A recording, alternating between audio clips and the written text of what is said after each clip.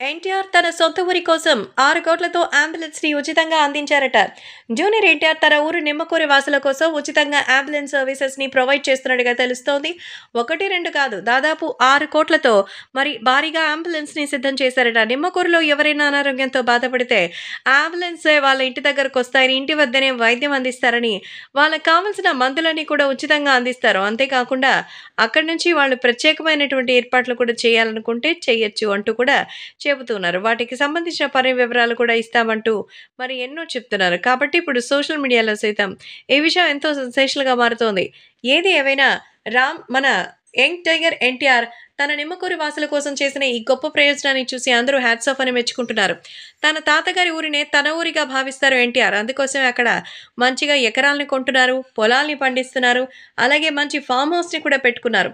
అలాగా తన తాతగారి ఊరు తన ఊరుగా మారిపోవాలని జూనియర్ ఎన్టీఆర్ చేయని ప్రయత్నం లేదు. ఇప్పుడు ఎంతో చక్కగా నిమ్మకూరి వాసుల ఆరోగ్యమే పరమ ధ్యేయంగా భావిస్తున్నారు.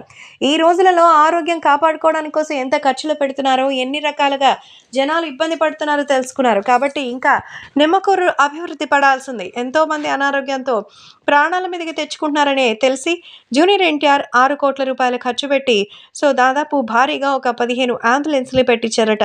వీటి ద్వారా ప్రతి ఒక్క చిన్న చిన్న ప్రదేశం వరకు కూడా వెళ్ళి అక్కడ వాళ్ళకి ఏదైనా చిన్నటువంటి జలుబు, దగ్గు లాంటి మందులున్నాయి తెలుసుకొని వాటికి సంబంధించి అక్కడే వెళ్ళి అక్కడే మనకంతా కూడా మరి పేమెంట్ చేయిస్తే వాళ్ళ దగ్గర కావాల్సినన్ని డాక్టర్స్ ప్రిస్క్రైబ్ చేసిన మెడిసిన్సే ఇస్తామని కూడా చెప్పారట.